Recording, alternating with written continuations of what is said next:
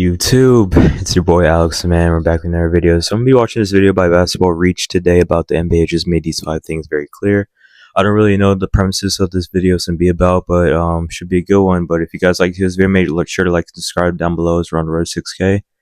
And let's get right into it, man. These are 10 bold predictions for the rest of the NBA season, starting with how the Milwaukee Bucks will finish as a top 3 seed in the Eastern Conference. After a horrific 2-8 start, things weren't looking very good. I mean, this isn't. I mean, it is a bold take, but I just don't see Milwaukee being a top near as good as advertised. 3 seed. I mean, because you still got teams like the Boston, you got the Knicks.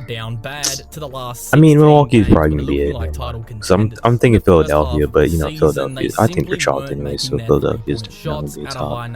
Probably not even make the playoffs at this rate, but yeah, I could see Milwaukee being a 3rd seed. Yeah, never mind. Over this period of time, the team hadn't yet gotten accustomed to their new defensive system, leading to lots of bad defensive plays with poor switches and rotations. Dame and Giannis were playing just fine, however, the rest of the role players were not chipping in and pulling their own weight, as the team ultimately wasn't winning games. But since then, Milwaukee have turned it around, improving on all of those areas. First of all, they're now hitting their 3-pointers. Okay, I'm gonna pause right here. So, in order for Milwaukee to actually still be on pace to be a top 3 seed, they're gonna have to play the exact same way or just similar to how they played in the NBA Cup, and just like have Giannis, like when he's like going to the basket and teams like walling up on him, especially come playoff time, he has to be able to still consistently be able to find shooters in the corner, or just be able to dump it down low to the low post man, and just be able to just be more so of a playmaker and just being able to make the right basketball decisions when he has the ball in his hands. And I definitely could see them being a top 3 seed, because defensively, I mean, they should be all right or average, but it's just their offense that just needs to be able to be consistent. So I'll just say that. As over the last 15 games, they've been making their threes at a deadly mark of 41%, which nearly leads the NBA. Their defense has also improved, as they've gotten used to their new system, holding teams to just 109.3 points in that stretch, which right now would be good enough to rank them as the 7th best defense in the NBA. We saw this firsthand in the NBA Cup victory over the Oklahoma City Thunder, where they held SGA to just 21 points on 24 shots. 2 big reasons for that defensive resurgence was, first, the team figuring out that new system, getting the switches down pat, and Giannis returning to his defensive player of the year level defense. But those aren't the only reasons, as some of the youngsters off the bench deserve a lot of credit for Milwaukee finding themselves defensively. I've really been impressed with the level of defense from Andre Jackson Jr. and AJ Green so far this season. And for Jackson Jr., his level of play on that side of the ball was good enough to put him in the starting lineup. Over the first 7 games of the season, the Bucks rolled with Gary Trent Jr. at the starting 2. But after a rough shooting performance, and the Bucks clearly missing that athletic presence in the starting 5, they made the adjustment. Since they put Andre Jackson Jr. into the starting lineup, I gotta look at Miami's record in the season, because I think that they're just underperforming, especially Jimmy. He just has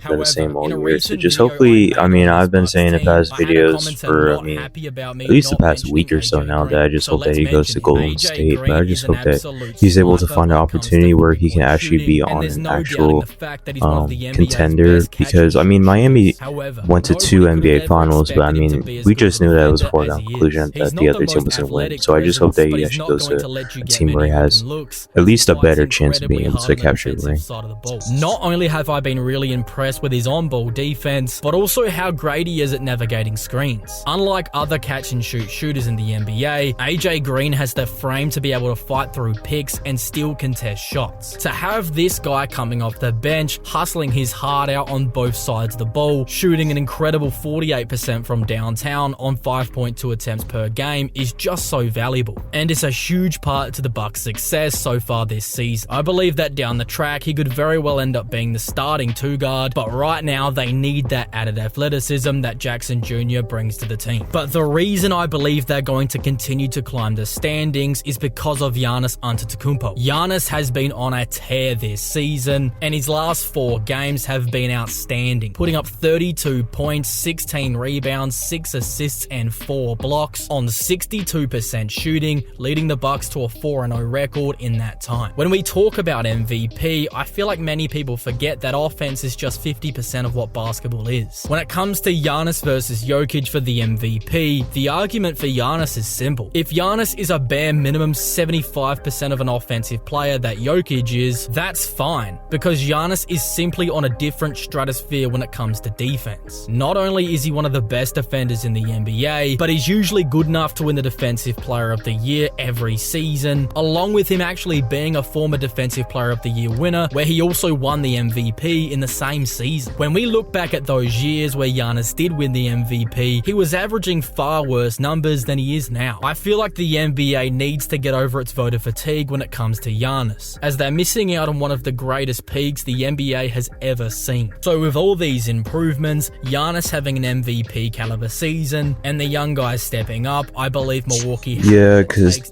voters got to get rid of that recency bias as well, because I think that James Harden in the past should have at least had another MVP during his stretch in Houston. So it's just voters got to stop with the recency bias and just being able to actually see basketball for what it is in the moment, because it's not just all about offense, it's a defensive game too. So you got to just be able to at least take that into account as well when you're voting, and just what player has the most overall impact in terms of their team winning. So I mean, I feel like to me, I feel as though Giannis and James should have had at least another MVP during one of their dominant seasons. But it's a bit of an adventure when he puts the ball on the deck, and he hasn't proven to be very good in the pick and roll situation with Jokic, leaving a lot to be desired. Even though Russell Westbrook has helped them with their paint pressure, they also could be better in that area. However, Zach LaVine would instantly fill some of these holes, giving them a quality shot creator off the bounce, a solid rim attacker, and another guy who could make use of a Jokic pick and roll. Even though he's far from being an elite playmaker, he's shown an ability to be able to run pick and rolls with Nikola Vucevic, as Jokic is only going to make his life easier in a pick and roll. On the season, LaVine is giving Chicago 21.7 points, 4.4 rebounds, and 4.2 assists on 50% shooting as their number 1 guy. His presence would give Denver a reliable second option, putting less weight on the shoulders of Jamal Murray to enable them to rest him some games without the team suffering as a result. Now, for his lack of defense, it's not like Michael Porter Jr. is an elite defensive player, and I think people are forgetting that Denver still have Westbrook and Gordon, who are good enough to hold their own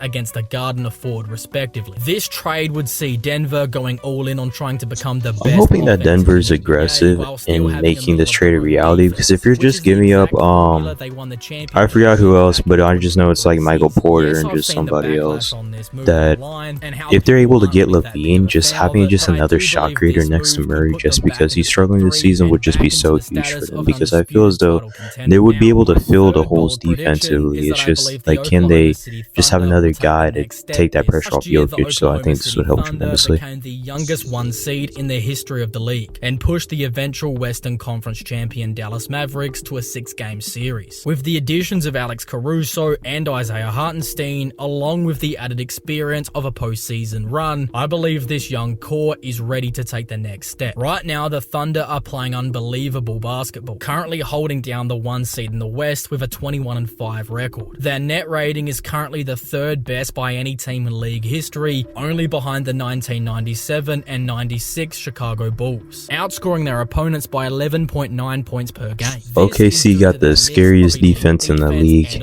Heard it here first. They got the scariest defense in the league. I mean, you just got like at least 4 guys that can claim big up. You got Shea, you got Shea, Shed, Jalen Williams, Lou Dort, Alex Caruso. I mean, actually, that's 5 right there.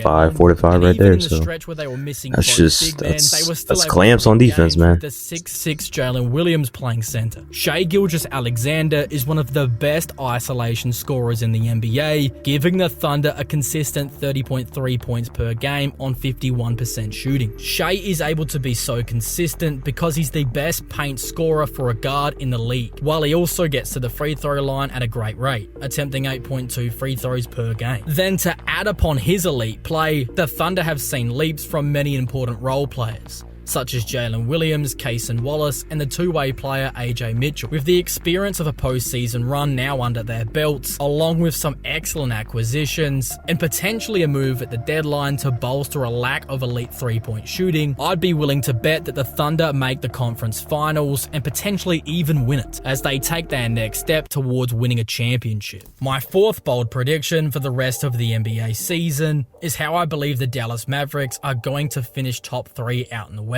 Although their record doesn't quite show it, I believe that the numbers point to a better team than their record displays. Dallas have the ability to bolster a top 10 defense and offense when fully healthy, and I believe their acquisitions to further improve the bench depth have made them even better. Najee Marshall in particular has been amazing, providing great defense, and he's putting up 11.9 points per game on 55% shooting. Although his three-pointer hasn't been falling at a consistent rate this season, his ability to hit the longer range floaters and finish around the basket has been pretty impressive. Quentin Grimes, I thought, has also been pretty good, giving them another 8.7 points off the bench, but the question for him throughout his NBA career has been his three-point shot. But this season, he's shot 42% from beyond the arc. Even though Klay Thompson continues to not look fabulous, I'm still not all out on him. And even if he doesn't improve, it's not the end of the world, as they could always just swap him out in the starting lineup. Luka Doncic and Kyrie Irving are the best offensive backcourt in the NBA right now. And if you ask Stan Van Gundy of NBA history, Irving is flirting with a 50-40-90 season, averaging 23.9 points on 50% shooting from the field, 47% from deep,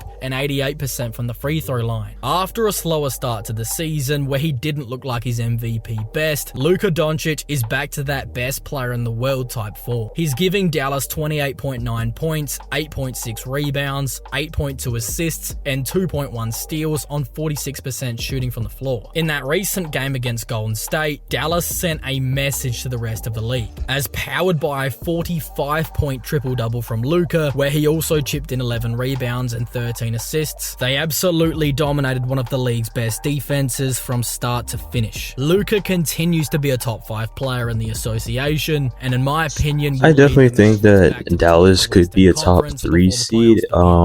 Really just depends on how Klay is playing, but I still think that they could do it regardless, just because I think they play great team basketball. So yeah, I definitely could see them being back as a 3rd seed for sure. And after today's game, they might have another to worry about, as Jalen Suggs went down with an ankle injury. However, it's the ones to Paolo Banchero and Franz Wagner that are the most damaging. Starting with Banchero, he was playing at an MVP level before his injury, averaging 29 points a game, along with 8.8 rebounds and 5.6 assists on 50% shooting. Even though it was a short sample size, only playing in 5 games, he was still absolutely sensational in that time, even acting as the team's floor general, practically running their offense. So when he went down with an oblique injury, which is an incredibly rare injury for a basketball player, Franz Wagner had to step up, and he did, giving the Magic 26.1 points, 6 rebounds, 6.3 assists, and 1.8 steals on 46% shooting in the time without Banchero. However, he would strangely suffer the same fate, going down with an oblique injury as well. I can't even begin to explain to you guys how unlucky that is, but it leaves me wondering, if they could get back healthy before the postseason, which is a likely outcome, could they really do some damage in the playoffs? Now, I am fully aware that they're not both going to average these crazy numbers at the same time, as during those first 5 games when they were both on the court together, Wagner had to take a back seat, only averaging 17.8 points per game. But I did say this before, and I'll say it again. If Orlando could figure out a way to get Wagner more involved, whether that means Banchero sacrifices a little, it's going to do wonders for them when it comes to winning more games. Because when it's the Banchero show with Wagner a shell of himself, it makes them a lot easier to guard, knowing that the Magic want to go through the one guy. But if they could make both guys offensive weapons, similar to what the Boston Celtics do with Tatum and Brown, I believe an Eastern Conference Finals appearance isn't far off. But with limited time to gel when they both get back from their injuries, I'm not sure that this is the season where they're going to make a good push for the Eastern Conference Finals. But I believe that they're potentially good enough to get to that second round and make it very difficult for whoever they face. But these are just my takes. I don't normally make videos like this one, but let me know in the Okay, comments so that's gonna do it for like to see Basketball Reaches video. I mean, it's a great video. I'm just gonna say this. So what he said in the video, I basically don't really think that they're much bold takes, but I think that they're pretty accurate just based off of just trends of these teams going into the season. So let's start with the Zach LaVine trade. I think that Denver definitely should be aggressive in being able to pursue him. Just like I said earlier, just having another shot creator would be able to help Jamal Murray, especially come playoff time, just so like if he's having an off game, that he can have somebody else to be able to step up for them and be able to contribute to help Jokic out. As for the teams, that Milwaukee one was interesting because Orlando definitely could be one of the top 4 seeds going into the playoffs, but they definitely could be the 3rd seed, especially at the rate that they're going at when Paolo and Franz went down. I mean, I think they were still balling out. I would have to check the record again to not be mistaken, but I think that they were still hooping. So it'll be interesting to see, like, come playoff time, is Orlando going to be that top 3 seed, or is Milwaukee going to be top 3 seed? But either one of them can be the top seed or whatever. It's just really interchangeable between them. As for Dallas, they definitely could be a top 3 seed as well in the West. So you could have like teams like OKC, Minnesota. If they actually improve and get their act together, Minnesota can be one of the top teams. Phoenix still looks pretty solid, I guess. Yeah, so that's basically, so Dallas could definitely be a top 3 seed because it's not like last year. I mean, some of those teams have taken kind of a backseat besides OKC, of course, but Dallas could definitely be a top 3 seed. So it'll just be interesting to just see how all this plays out in the future. But if you guys like today's video, that's gonna do it for me for today. But if you guys like today's video, make sure to like and subscribe, and I'll see you in the next one. All right, peace out, man.